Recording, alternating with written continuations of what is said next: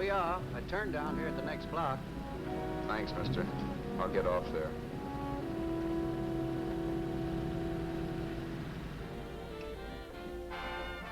Want anything else? No. Hey, you. Me? Yeah, you. Where you heading? East. Too bad. I thought if you was heading north, I might be able to help you out. I'm pushing to Salt Lake, and I don't like to ride it alone at night. I'm one of those guys that got to talk or I fall asleep. Oh, sure, now my partner, he's got Lou to keep him company, but I ain't got nobody at all. Where you coming from? West. Yeah, sure, I know, but where, L.A.? Maybe. Got a cousin out in L.A. You don't say. Yeah, he's been out. You're not much of a talker, are you? My mother taught me never to speak to strangers. Oh, a wise guy. So what? Okay, don't get sore. Just trying to be sociable, that's all. Hey, Glamorous. You change for a dime, will you?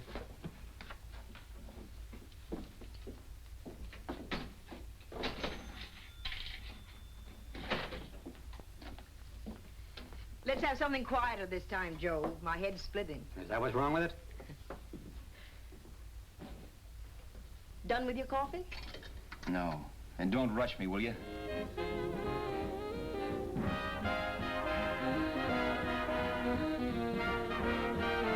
Hey, turn that off. Will you turn that thing off? What's eating you now? Yeah, what's eating you? That music, it stinks. Oh, you don't like it, huh? No, turn it off. Oh, wait a minute, pal. That was my nickel, see? This is a free country, and I play whatever I want to. Okay. Sure, and if you don't like it, you don't have to listen to it. And you can leave here anytime you want to. Okay, I'm sorry I asked. First good piece played tonight and you don't like it. Some people just ain't got any good taste.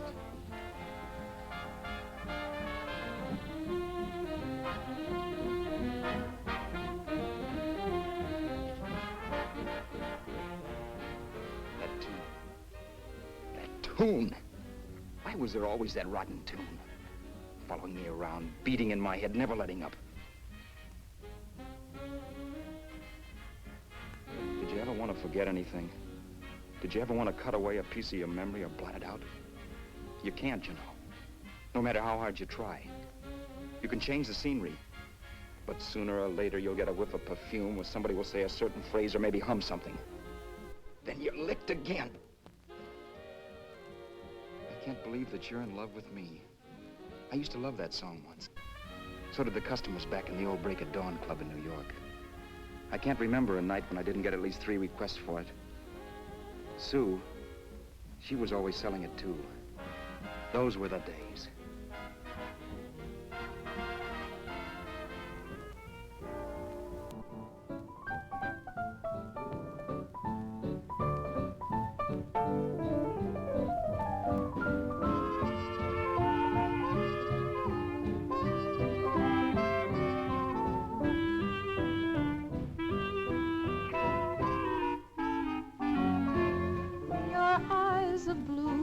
Kisses too, I never knew what they could do. I can't believe that you're in love with me.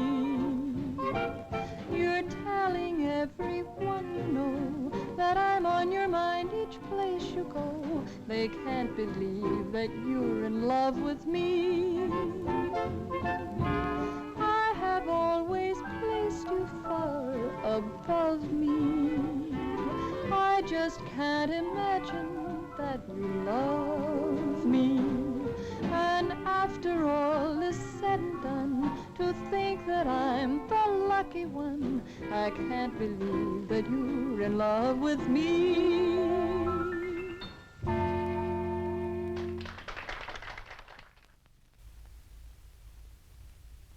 It wasn't much of a club, really. You know the kind. A joint where you could have a sandwich and a few drinks and run interference for your girl on the dance floor. I pounded the piano in there every night from 8 until the place closed up, which usually meant 4 in the morning. A good job as jobs went in those days. Then, too, there was Sue, who made working there a little like working in heaven. But how we felt about each other, well, there was nothing very unusual in that. I was an ordinary healthy guy, and she was an ordinary healthy girl, and when you add those two together, you get an ordinary healthy romance, which is the old story. Sure, but somehow, the most wonderful thing in the world.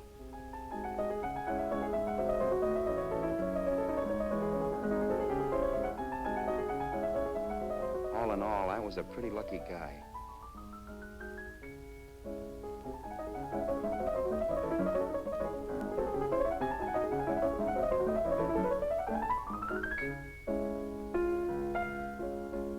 Mr. Paderewski, I presume.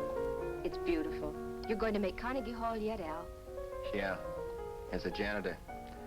I'll make my debut in the basement. I don't blame you for being bitter, darling, but you mustn't give up hope. Why, someday... Yeah, someday. If I don't get arthritis first. In the meantime, let's blow this trap.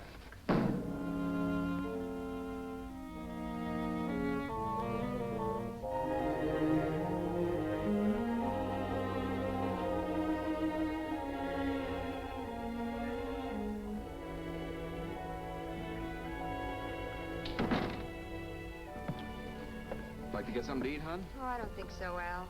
I lose my appetite working in this flea bag. Let's go home. Okay. I can't stand much more of that dump. Did you see that drunk tonight trying to paw me? No, what drunk? Does it matter what drunk? Say, what's the matter with you tonight, darling? That's the third time you started to tell me something and then stopped. We shouldn't have any secrets from each other, Sue. Next week, we're going to make with the ring and the license. You and me will be a team. Yes, that's right. In the Bush League. I don't get you. We've been struck out. It's a funny way to talk, darling. Don't you want to marry me? Al, look, I love you. You know I do, and I want to marry you. But? But not now. Only after we've made good. Sunday, I'm going away.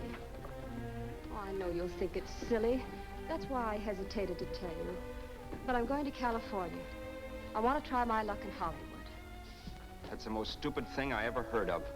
Don't you know millions of people go out there every year and wind up polishing cuspidors? I thought you had better sense. You sound as if you don't think I have any talent. That has nothing to do with it. I'll make out all right. Maybe. But what about me? Doesn't it mean anything to you that you're busting up all our plans? We may not see each other for years? It won't be that long. I thought you loved me. I do. You know I do. Well, here we are. Al. Al, why can't you see my side of it? I'm young. We both are, and we've got all the time in the world to settle down. Oh, really, darling, what I'm doing is the only sane thing to do. I hate the thought of being so far away from you, but we'll be together again someday. Maybe you'll decide to come out too later on. So long. Al, aren't you going to kiss me goodnight? Sure, why not? Good night.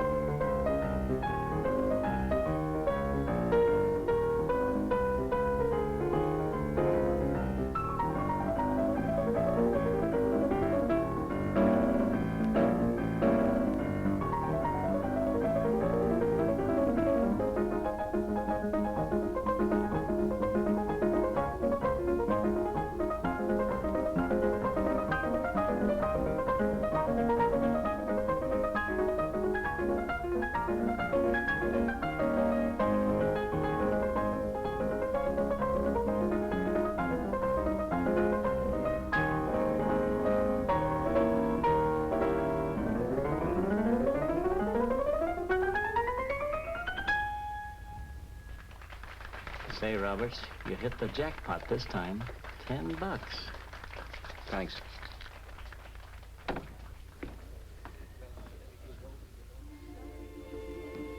So when this drunk handed me a 10 spot after a request, I couldn't get very excited. What was it, I asked myself? A piece of paper crawling with germs. It couldn't buy anything I wanted. It couldn't... Then I thought of something.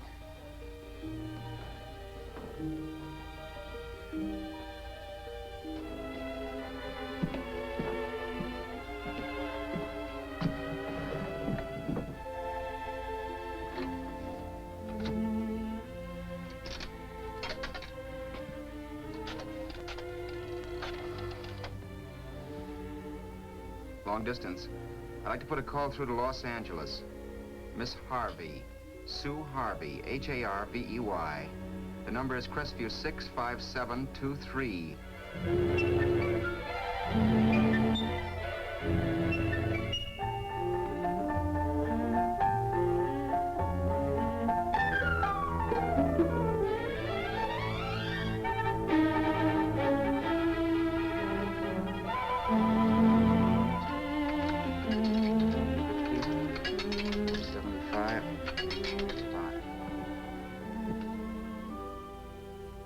Hello, Sue? This is Al. Oh, baby, it's great to hear from you, too. What's that? You do? Oh, me too, darling. I thought I'd go batty without you. I just had to... Huh? You're working as a hashlinger? Gee, honey, that's tough. Those guys out in Hollywood don't know the real thing when it's right in front of them. You just stick it out, Sue, baby. Keep going around to those casting offices. I'm sure you'll click. Look, I'll tell you what. You stay put out there, I'll come to you. No, don't try to stop me. Just expect me. Train? Who knows? Train, plane, bus, magic carpet. I'll be there if I have to crawl. If I have to travel by pogo stick. And then, let's get married right away, huh? That's the stuff. That's what I've been wanting to hear you say. Well, goodbye for now. I'll be seeing you soon. Yeah. Bye. The only way I could cross country was to thumb rides. For even after hawking everything, I only had enough money to eat. Money. You know what that is. It's the stuff you never have enough of. Little green things with George Washington's picture that men slave for, commit crimes for, die for. It's the stuff that has caused more trouble in the world than anything else we ever invented. Simply because there's too little of it. At least I had too little of it. So it was me for the thumb.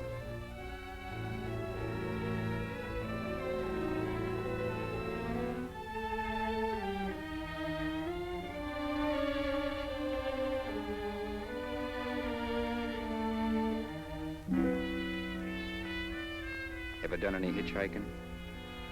It's not much fun, believe me. Oh yeah, I know all about how it's an education, how you get to meet a lot of people and all that. But me, from now on, I'll take my education in college, or in PS 62, or I'll send $1.98 in stamps for 10 easy lessons.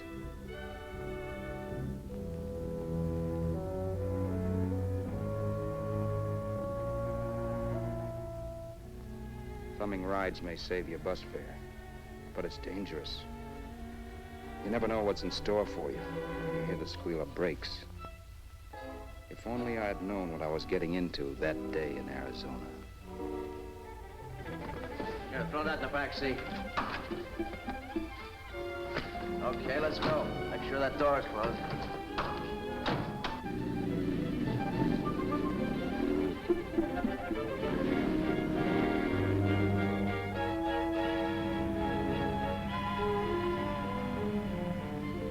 You know, Emily Post ought to write a book of rules for guys thumbing rides. Because as it is now, you never know what's right and what's wrong. We rode along for a little while, neither one of us saying anything. I was glad of that. I never know what to say to strange people driving cars. Then, too, you can never tell if a guy wants to talk. A lot of rides have been cut short because of a big mouth. So I kept my mouth shut until he started opening up. Hand me that little box, the compartment, will you, pal? Hold the wheel, will you?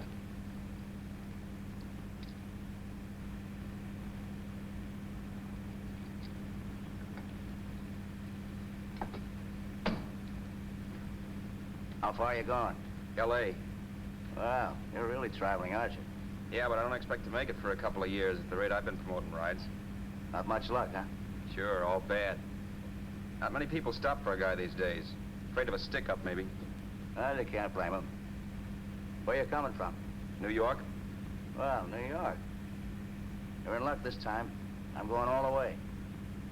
Right through to Los Angeles. You drive a car? Sure. Whenever you're tired, let me know. I'll holler. I guess at least an hour passed before I noticed those deep scratches in his right hand. They were wicked. 3 puffy red lines about a quarter of an inch apart. He must have seen me looking at them because he said, Beauties, aren't they?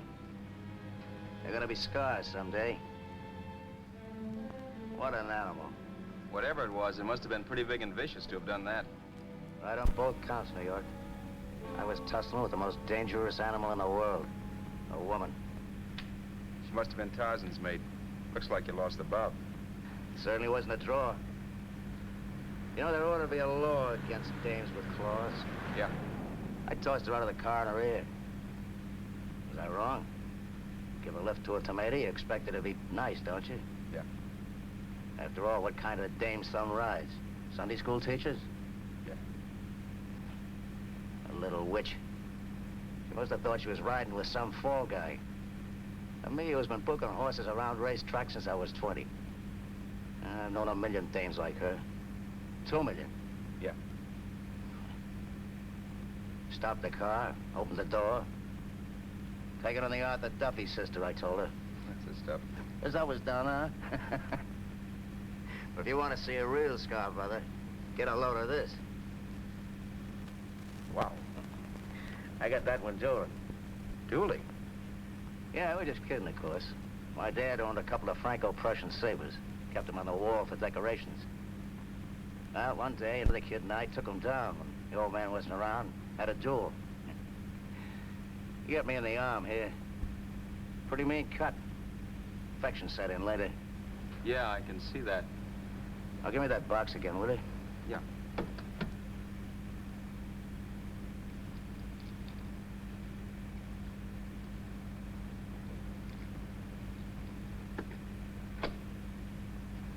Pain made me lose my head, I guess. I began slashing. Before I knew it, I'd put the other kid's eye out. That was tough. Well, it was just an accident, of course. But you know how kids are. I got scared and decided I was going to run away from home. Old man almost caught me when I was packing my duds. The bloody rag I had wrapped around my wrist hadn't caught his attention. You've seen the bundle for sure. But I beat it when he was phoning for a doctor. That was 15, 16 years ago. I haven't been home since. Pull in there for a bite or something, huh? a bite or something. Brother, was I hungry. I hadn't had anything in my stomach for hours. Yet even with that gnawing in the pit of my belly, I didn't want to be in too big a rush to put on the feed bag. First, I had to make sure this guy knew the score. If I got him down on me, goodbye ticket to Hollywood. I'll wait out here for you, mister. If it's the money, don't worry about paying for it. This time it's on me. Well, that's what... Pascal, think nothing of it. You make your first million, maybe you can do the same for me. Come on, New York. I gotta make the West Coast by Wednesday. There's a horse running at Santa Anita named Pirate Bicycle. Means dough to me if I'm on him. We'll make it all right. He did most of the talking during the half hour we were in the place. I ate. He rambled on about his old man, whom he hadn't heard from since he ran away as a kid. And how he happened to become a bookie. And then all about how he got rooked in Miami. One race, 38 grand. They cleaned out my book. How do you like that? That was tough luck. Yeah, and I'm supposed to be the smart guy. Well, you just wait. I'm going back to Florida next season with all kinds of jack. And you'll watch those stinkers run for cover. Want anything else? No, thanks. I've had plenty.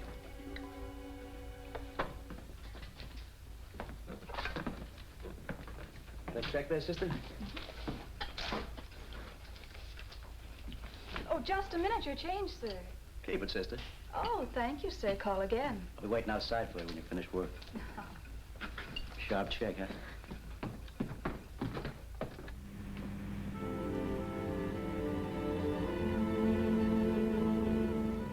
drove all that night while Haskell slept like a log. After a while, I began to get sleepy myself. I was happy, though. Soon I'd be with Sue again. The long trip was practically over, and there'd be no more hoofing it down the concrete. I began to think of the future, which couldn't have been brighter if I'd embroidered it with neon lights. It was nice to think of Sue shooting to the top. It's amazing what a full belly can do to your imagination. Your eyes are blue, your kisses too. I never knew what they could do. I can't believe that you're in love with me. You're telling everyone you know I'm on your mind each place you go. I can't believe that you're in love with me.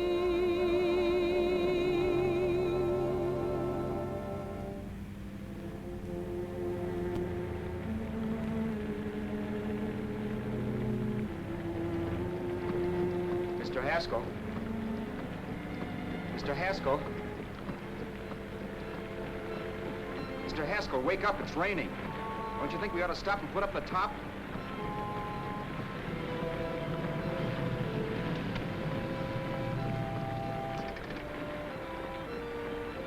Mr. Haskell, I'm gonna put up the top.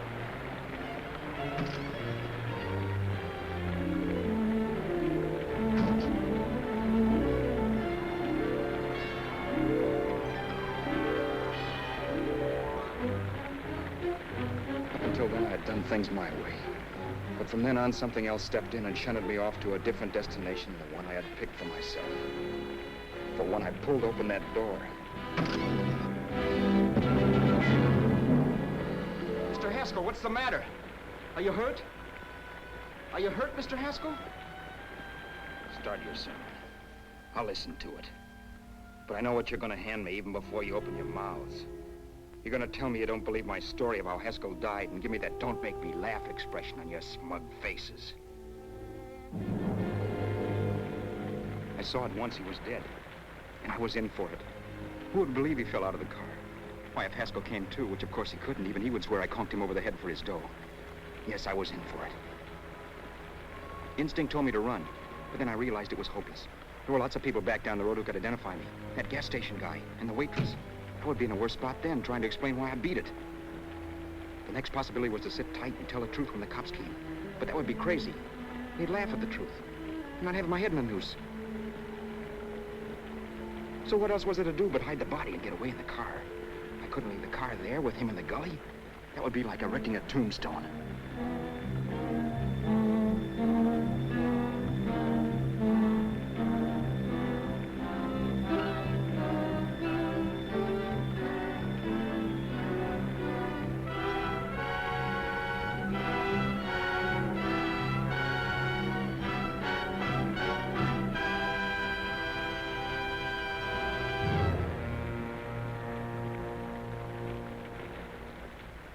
My idea was to cover him with brush, not to rob him.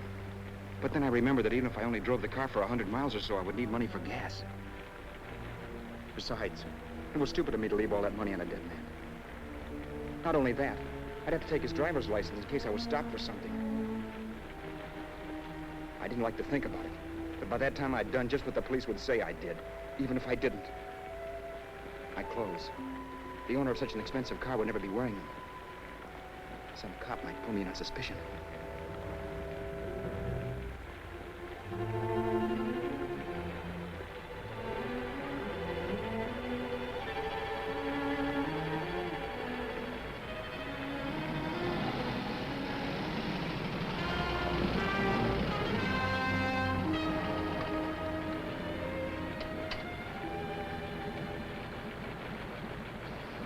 Hey, you, this your car? Don't you know better than to leave a car with the wheels halfway in the middle of the road? That's the way accidents happen. I'm sorry, officer. I was just putting up my top. I didn't think. Well, the next time, think. I'll let you go now, but watch your step in the future. I know that's a lonely stretch, but cars come by here once in a while, and we have plenty of crack-ups. Thanks, officer.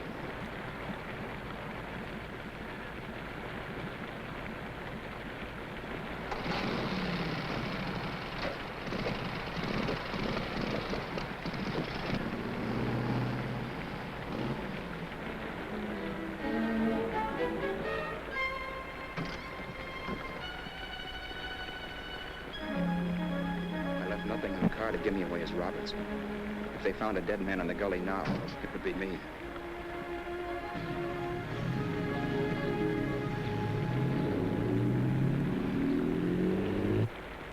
As I drove off, it was still raining, and the drops streaked down the windshield like tears. I kept imagining I was being followed and that I could hear sirens back in the distance. Just how long it took me to cover the 60-odd miles to the California state line, I don't know. I lost all track of time. But the rain had stopped and the sun was up when I pulled up to the inspection station. Hello? Carrying any fruits or vegetables? No. Any livestock or poultry? No. I'd like to see your registration and driver's license, please. Anything in the baggage compartment? Just baggage. Charles Haskell, Jr., age 30, brown eyes, dark hair. Identifying marks, none. Are you Charles Haskell, Jr.? Yes. Well, remember, if you're employed and you stay over 30 days, you take out California plates. All right, officer, but I'll only be in the state a short while. Right, you can go now.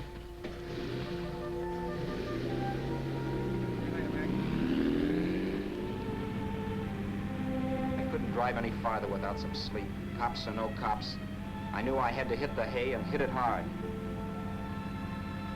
I was dead tired.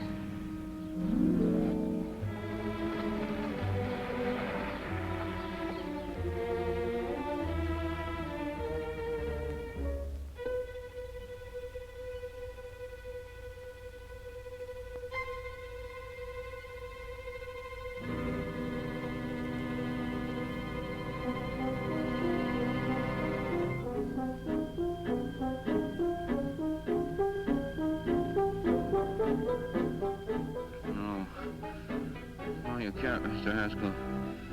No.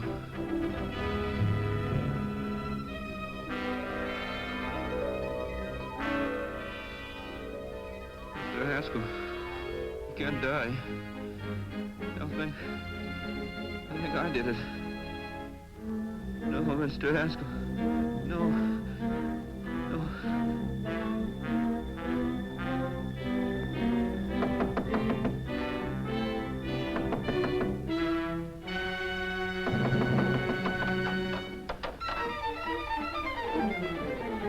Who's there? It's the maid. Can I come in and clean? Later. In a half hour. All right, sir.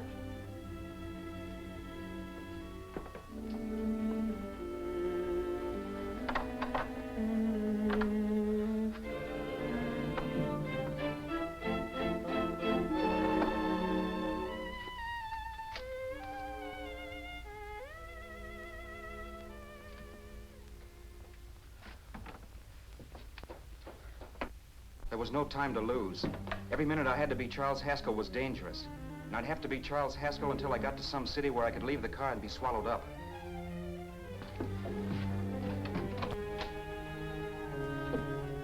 That meant driving the car as far as San Bernardino, maybe even to Los Angeles. In a little town, I might be noticed, but in a city, I should be safe enough. Then, after I ditched the car, I could go on to Sue. But those 5 minutes at the state line made me realize it might be a good idea to find out a little bit about Mr. Haskell. Then, if anybody asked me questions, I could give the right answers. The first thing I found out was that I had $768. This was a lot of jack, but believe me, it was the kind of money I'd rather not have.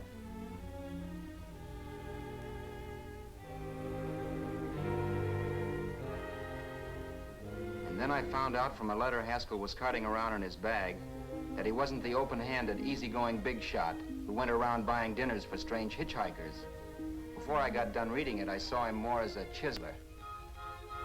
It was written to his old man in California, the one he hadn't seen in so many years. In it, Haskell posed as a salesman of hymnals, of all things. It was easy to see where Haskell expected to raise a new stake for his book in Miami by rooking his old man. That was about all I found out from his effects, and it was enough. I told myself, maybe old man Haskell was lucky his son kicked off.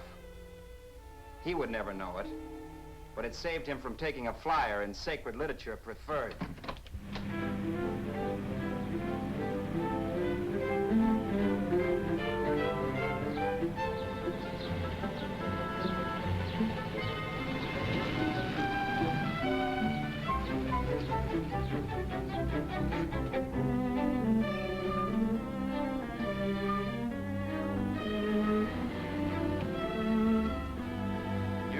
At Desert Center, I pulled up for water. There was a woman. Hey, you! Come on if you want to ride.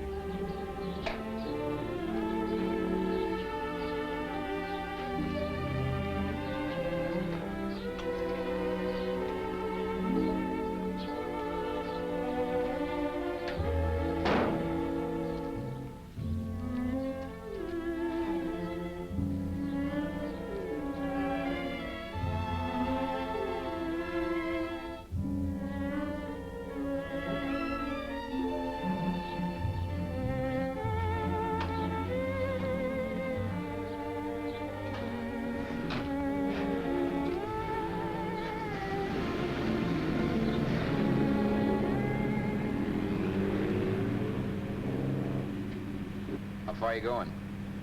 How far are you going? That took me by surprise, and I turned my head to look her over. She was facing straight ahead, so I couldn't see her eyes. But she was young, not more than 24. Man, she looked as if she'd just been thrown off the crummiest freight train in the world. Yet, in spite of this, I got the impression of beauty. Not the beauty of a movie actress, mind you, or the beauty you dream about when you're with your wife, but a natural beauty. A beauty that's almost homely because it's so real. Then suddenly she turned to face me. How far did you say you were going? Los Angeles? L.A.? L.A.'s good enough for me, mister. That's what I was afraid of. What'd you say? Oh, nothing, just thinking out loud. People get in trouble for doing that. What's your name? You can call me Vera if you like. You live in Los Angeles? No. Where are you coming from? Oh, back there. Needles? No. Oh, sure, Phoenix. You look just like a Phoenix girl. Are the girls in Phoenix that bad? The girl must have been pretty tired, because she fell asleep not 20 minutes after she stepped into the car. She lay sprawled out with her head resting against the far door, like Haskell. I didn't like that part of it much, but I didn't wake her up. It wasn't that this girl still worried me. I'd gotten over that funny feeling I had when she looked at me, which I put down as just my jangled nerves. With her eyes closed and the tenseness gone out of her, she seemed harmless enough.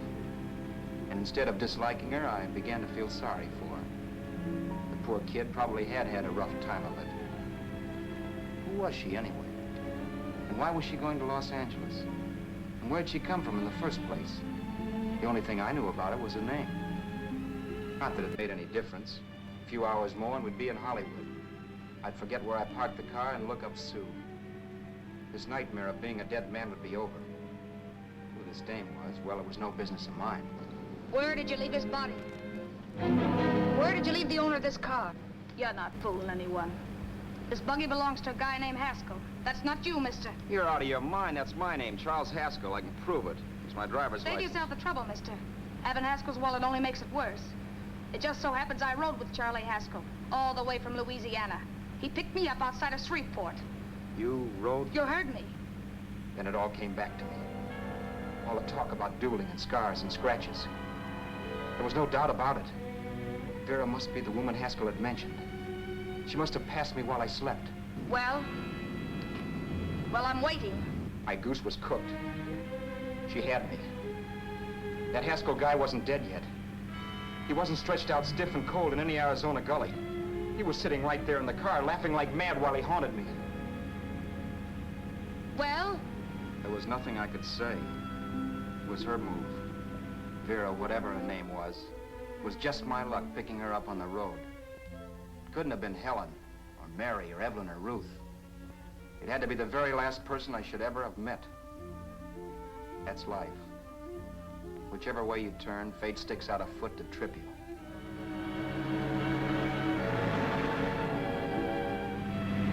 I told her everything, but she didn't believe my story. I should have saved my breath. That's the greatest cock and bull story I ever heard. So he fell out of his car. Say, who do you think you're talking to, a hick? Listen, mister, I've been around, and I know a wrong guy when I see one. What'd you do, kiss him with a wrench? Now, wait a minute. What I told you was true. You see, that's why I had to do it. You think I killed him. Well, the cops would have thought so, too. Yeah, well, maybe they still think so. What makes you so sure I'll shut up about this? Vera, I'm innocent. Give me a break, will you? It won't do me any good having you pinched. The cops are no friends of mine. Now, if there was a reward, but there isn't. Thanks. Don't thank me yet. I'm not through with you by a long shot. Let's see that roll.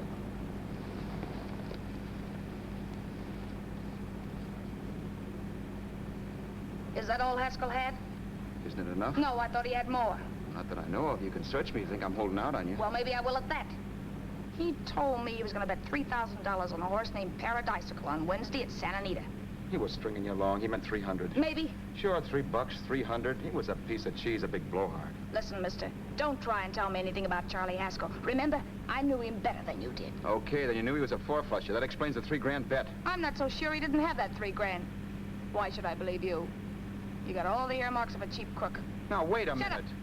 You're a cheap crook and you killed him. For 2 cents, I'd change my mind and turn you in. I don't like you. All right. Don't get sore. I'm not getting sore, but just remember who's boss around here. If you shut up and don't give me any arguments, you'll have nothing to worry about. But if you act wise, well, mister, you'll pop into jail so fast it'll give you the bends. I'm not arguing. Well, see that you don't. You know, as crooked as you look, I'd hate to see a fella as young as you wind up sniffing that perfume that Arizona hands out free to murderers. I'm not a murderer. Of course you're not. Haskell knocked his own head off. He fell, that's how it happened, just like I told you. Sure, and then he made you a present of his belongings. I explained why I had to do that. Doesn't make a difference one way or another. I'm not a mourner. I liked Haskell even less than I like you. Yeah, I saw what you did to him. What do you mean? Well, scratches on his wrist. Sure, I scratched him. I'll say you did. So your idea was to drive the car a little way, maybe into San Bernardino, and then leave it. You weren't gonna sell it? Sell it? You think I'm crazy? Somebody else's car? See, all I want to do is leave it somewhere and forget I ever saw it. Not only don't you have any scruples, you don't have any brains. I don't get you. Maybe it's a good thing you met me. You'd have got yourself caught, sure. Why, you dope. Don't you know a deserted automobile always rates an investigation? Huh? Look, the cops find a car. Then they get curious. They wonder where the owner is. So, all right, they don't trace Haskell. They trace you. I never thought of that. The only safe way to get rid of the car is to sell it to a dealer. Get it registered under a new name. Say, stop at the next store. I want to get a bottle and do some shopping before we hit L.A. Okay. As soon as we find a place, I'll drop you off and pick you up later. Nothing doing. You're coming in, too. From now on, you and I are like the Siamese twins. Have it your way, but I don't get the point. The point is, I don't want you to get lost. I'm not going to beat it if that's what you're afraid of. I'll say you're not. Well, I'm going to see that you sell this car so you don't get caught. Thanks. Of course, your interest wouldn't be financial, would it? You wouldn't want a small percentage of the profits. Well, now that you insist, how can I refuse? 100% will do. Fine. I'm relieved. I thought for a moment you were going to take it all. I don't want to be a hog. A few hours later, we were in Hollywood. I was recognizing places Sue had written about. It struck me that far from being at the end of the trip, there was a greater distance between Sue and me than when I started out. Vera wasn't kidding with that Siamese twins crack. She rented a little apartment as Mrs. Charles Haskell. When I objected to this, she explained that it was on account of the car. A dealer might think something was funny if he called and found we were using different names.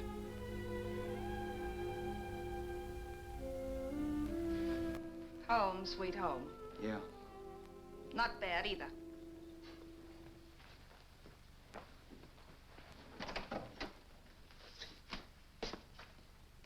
In case there's any doubt in your mind, I'll take the bedroom. Yeah. Sure is stuffy in here.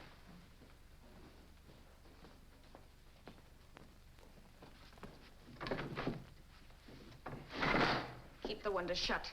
Okay. The old crow downstairs said there's a folding bed behind this door.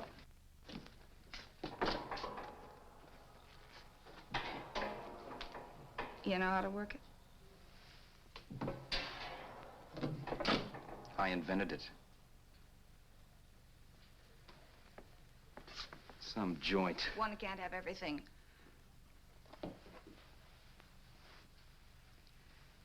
I'm first in the bathtub. I don't know why, but I figured you would be.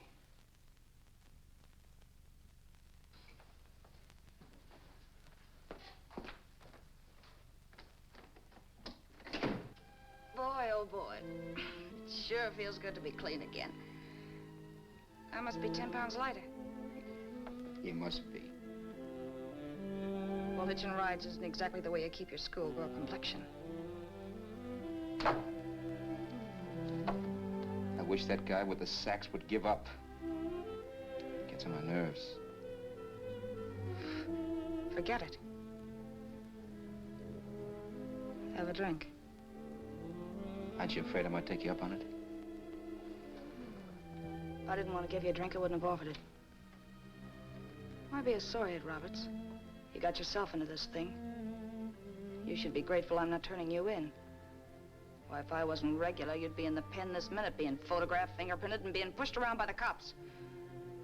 So cheer up. Get rid of that long puss. Or is your conscience bothering you?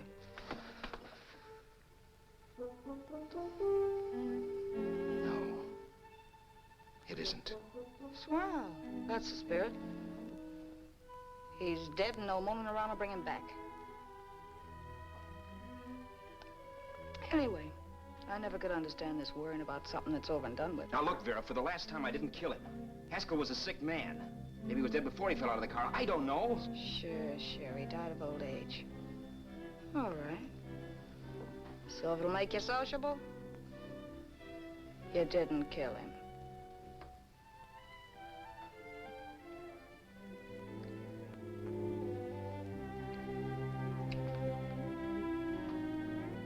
Thanks.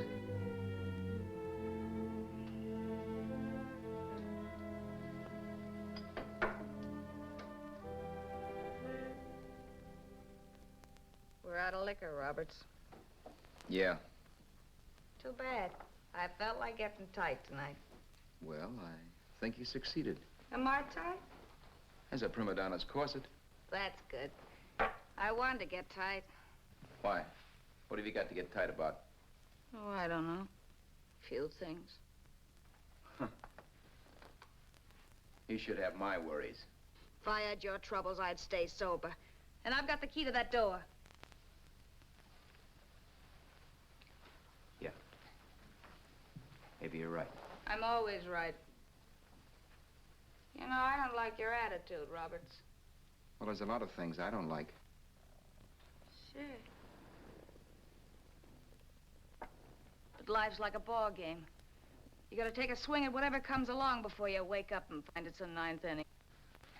You read that somewhere. That's the truth, Roberts. All you do is bellyache. Taking it easy and, well, trying to make the best of things. But maybe that's what's wrong with the whole world. Get the professor. People knock themselves out trying to buck fate. Now, take you, for instance. You're lucky to be alive. Why, suppose Haskell had put up in your door. You'd be playing a harp now. Think of that. You think of it. I'm tired of thinking. There's plenty of people dying this minute. I would give anything to trade places with you. I know what I'm talking about. I'm not so sure.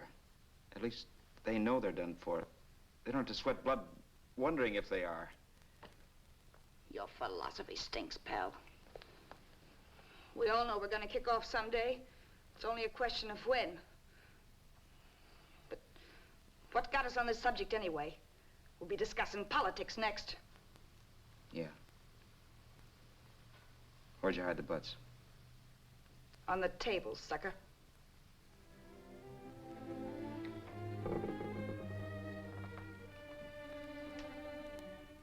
We bored each other with conversation for a couple of hours longer. Every 5 minutes, one of us was wishing we had another bottle or a radio or something to read. Then finally, we ran out of chatter. I know it's only 11 o'clock, but I want to get up early and make the rounds of the used car lots. No hurry about that. We got all the time in the world. Maybe you have, but if you think I want to stay cooped up in this place any longer than I have to, you're batty. It's not a bad place. Pay plenty for diggings like this in New York. I wouldn't like it if it was the Ritz.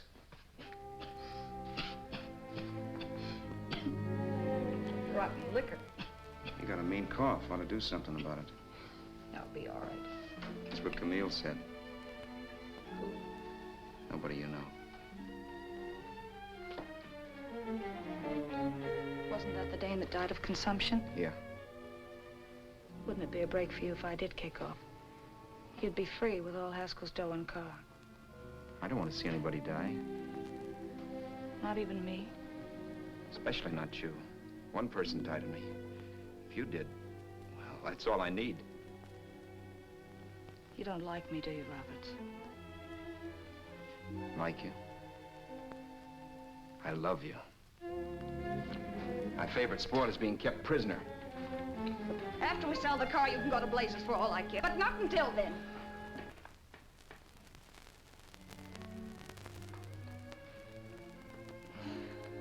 I'm going to bed.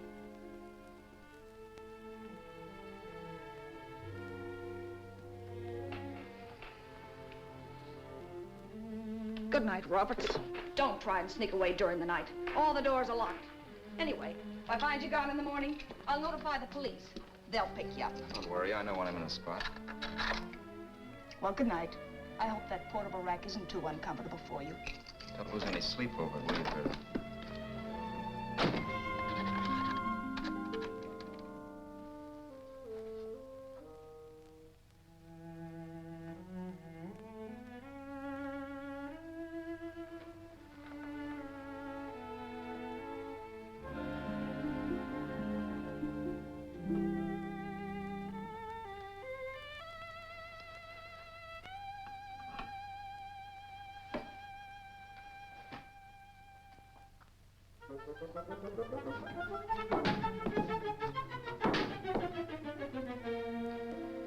Crestview. 6, 5, 7, 2, 3. Hello? Hello? Hello? Hello?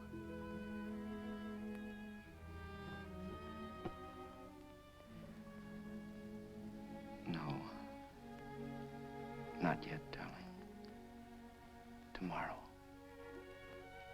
Maybe.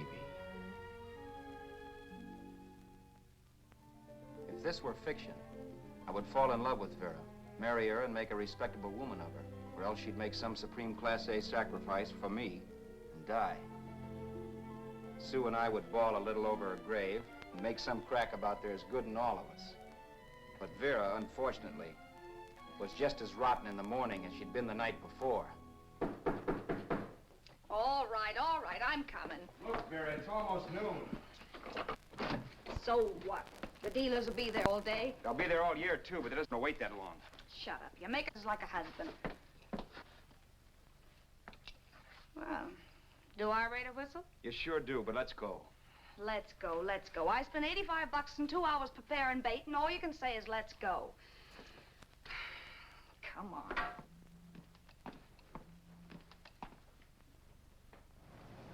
We passed a few used car lots last night down this way.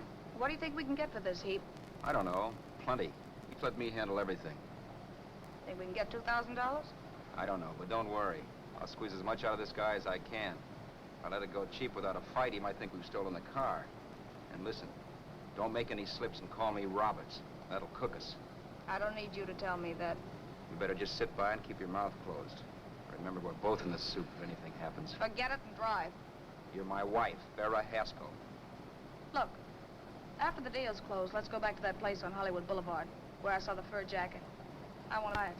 After the deal's closed, I'm saying goodbye to you. That's right, I forgot. I guess I'm getting kind of used to you. Well, that's a habit you could start breaking. Let's try this place in the middle of the block.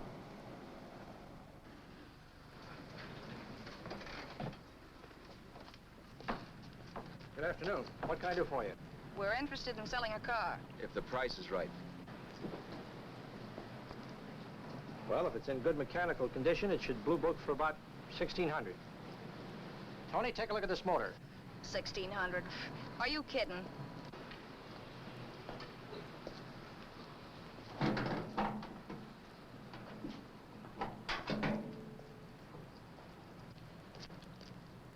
Well, maybe 1850. Before I let it go for 1850, I'll wreck it and collect the insurance first.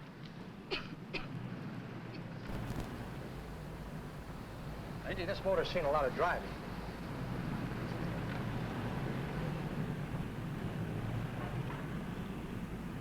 While the mechanic inspected the car, we haggled.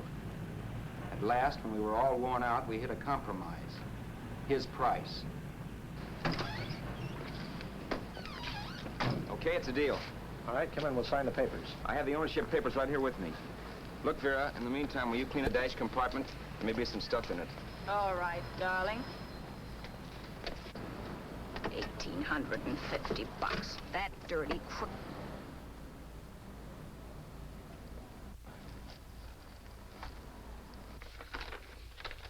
In New York, huh? Yeah. But you bought the car in Miami? Yeah. Well, now let's see about the insurance. We can either have it transferred or canceled. What kind of insurance do you have, Mr. Haskell? Well, aren't all the papers there? I don't see any. Surely you know what type of insurance you carry in the car. The name of the company? Yeah, but, Well, if you'll just tell me the name of the company, I'd be very glad to take care of all the details. Well, Did you sign the papers yet? not yet. Well, don't. We're not selling the car. Oh, wait a minute, Mrs. Haskell. Come on, darling. What's the matter? You changed your mind? Yes, I'm sorry. I guess I have. But, Vera... Let's go.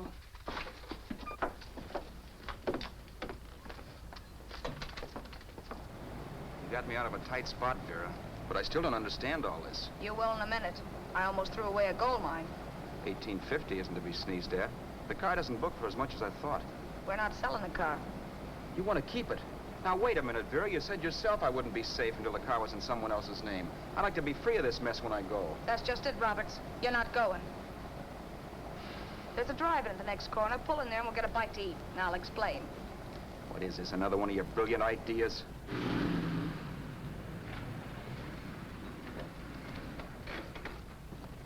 Oh, I take your order? Make mine a ham sandwich and coffee. And for you, sir? Oh, I don't care. The same. Thank you.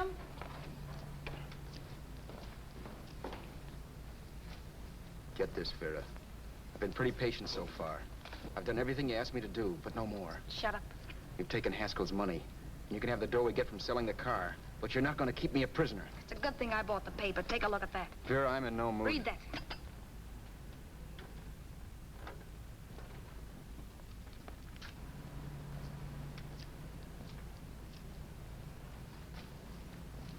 No. Yes. No, I won't do it. Yes, you will. You think I'm crazy? It's impossible, I tell you. Excuse me.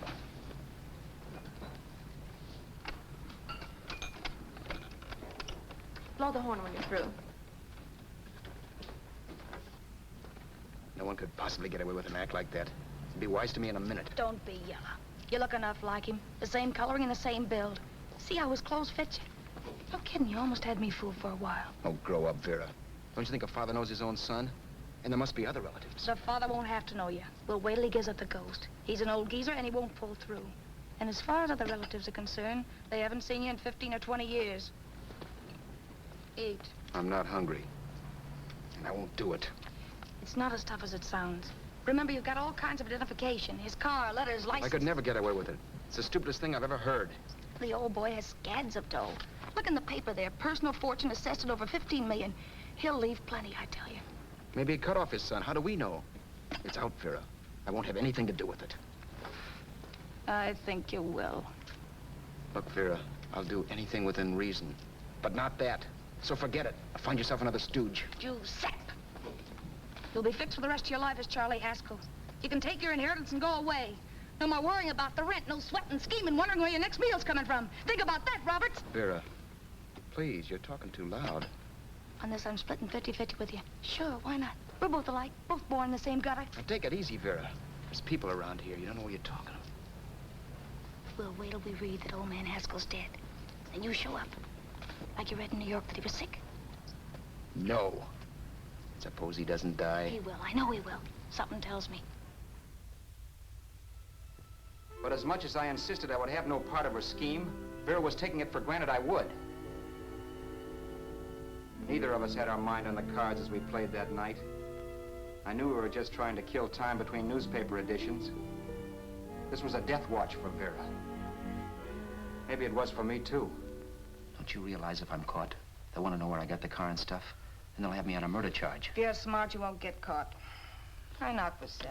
And if I'm caught, don't you realize you'll be out, too? 18 points, that gives me 30. How will I be out? You'll be out $1,850 we would have gotten on the car. Really, Vera, you'd be an awful chump if you threw away all that dough on a dizzy long shot. Let me sell the bus tomorrow. With the money it'll bring and what you've already got, a clever kid like you can run it up in no time. Then we'd both be in the clear. I'll be in the clear anyway. Maybe. Maybe. But if I got caught, I'd get good and sore at you, you know. You mean you'd squeal? Well, no, not squeal exactly. Never mind what you meant. Even if you did tell the cops I was in on it with you, what could they do to me? They might give me the same medicine they gave you. Yeah. A rope. But I'm on my way now. All I'll be doing will be rushing it. All right. But think of the 1850 you'd lose. You'd kick yourself along the block if they let it get away from you. I'll take the chance. Want another drink? You're being a goon. That's the way people wind up behind the 8 ball.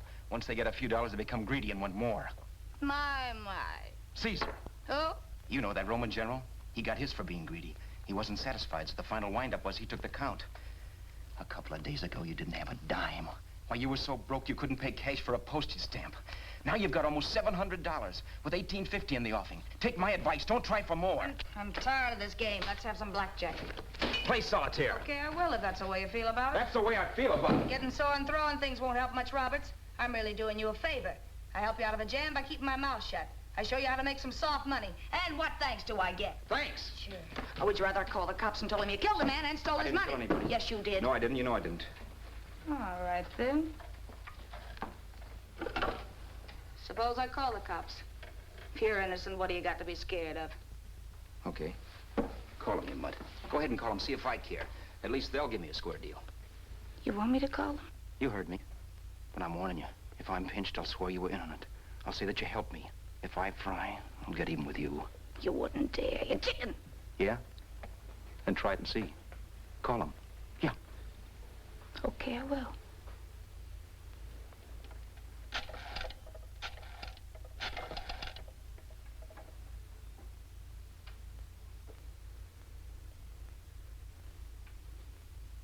Information? I want the number at the Hollywood police station. Okay, I got it, thanks.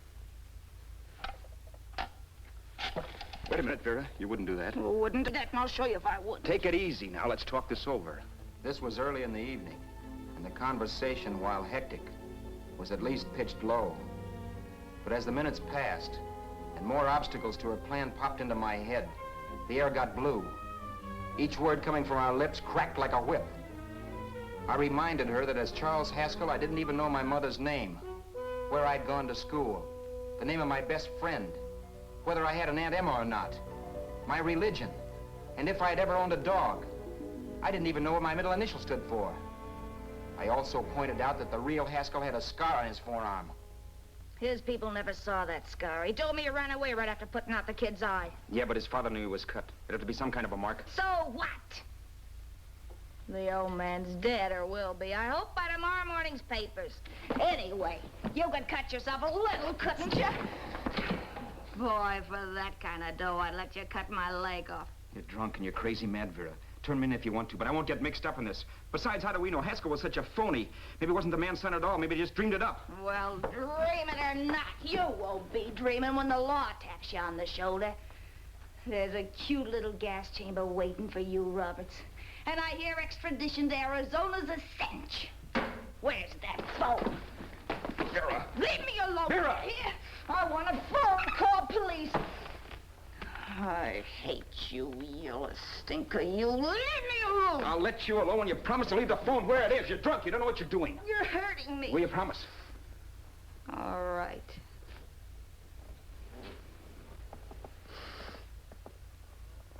You hurt me. I'm sorry, but... And it's hot in here. Open up a window. It's not hot. Don't tell me. Now, do you do it or do I do it? You're no gentleman, see? Yeah. All right. I'll open up the window.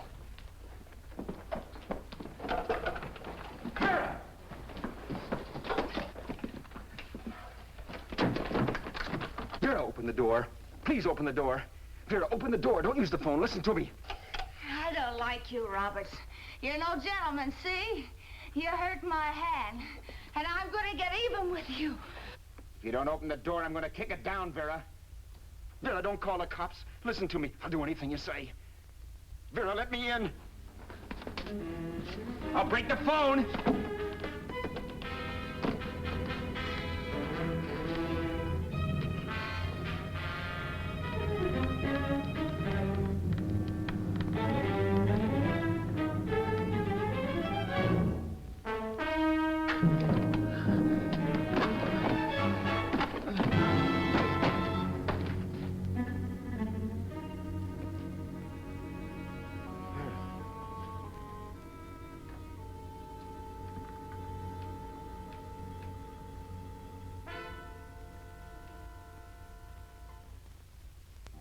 The world is full of skeptics. I know. I'm one myself. In the Haskell business, how many of you would believe he fell out of the car? And now, after killing Vera without really meaning to do it, how many of you would believe it wasn't premeditated? In a jury room, every last man of you would go down shouting that she had me over a barrel and my only out was force. The room was still. So quiet that for a while I wondered if I had suddenly gone deaf. It was pure fear, of course. And I was hysterical, but without making a sound. Vera was dead, and I was her murderer. Murderer. What an awful word that is. But I'd become one. I'd better not get caught. What evidence there was around the place had to be destroyed. And from the looks of things, there was plenty. Looking around the room at things we'd bought was like looking into the faces of 100 people who had seen us together and who remembered me. This was the kind of testimony I couldn't rub out. No. I could burn clothes and hide bottles for the next 5 years. There'd always be witnesses. The landlady, for one. She could identify me. The car dealer, the waitress in the drive-in, the girl in the dress shop, and that guy in the liquor store. They could all identify me. I was cooked. Done for. I had to get out of there. While once I'd remained beside a dead body, planning carefully how to avoid being accused of killing him, this time I couldn't. This time I was guilty. I knew it. Felt it. I was like a guy suffering from shock. Things were whirling around in my head. I couldn't make myself think right. All I could think of was the guy with the saxophone and what he was playing. It wasn't a love song anymore. It was a dirge.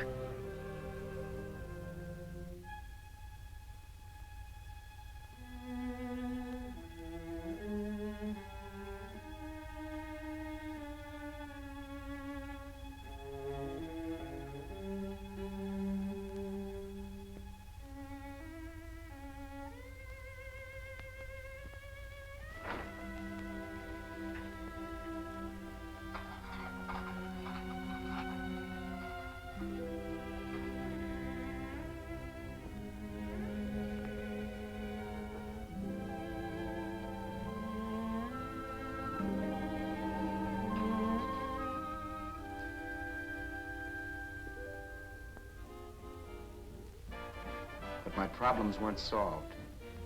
I had to stay away from New York for all time because Al Roberts was listed as dead and had to stay dead. And I could never go back to Hollywood. Someone might recognize me as Haskell. Then, too, there was Sue. I could never go to her with a thing like this hanging over my head. All I could do was pray she'd be happy.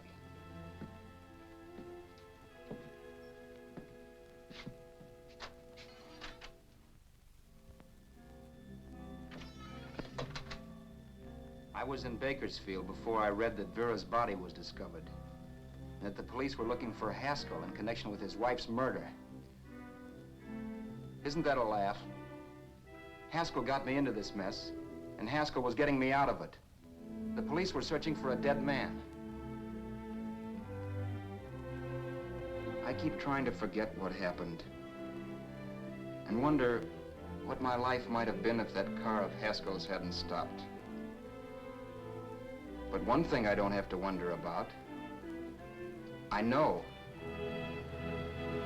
Someday a car will stop to pick me up that I never thumbed.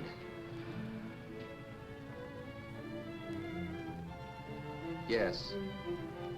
Fate, or some mysterious force, can put the finger on you or me for no good reason at all.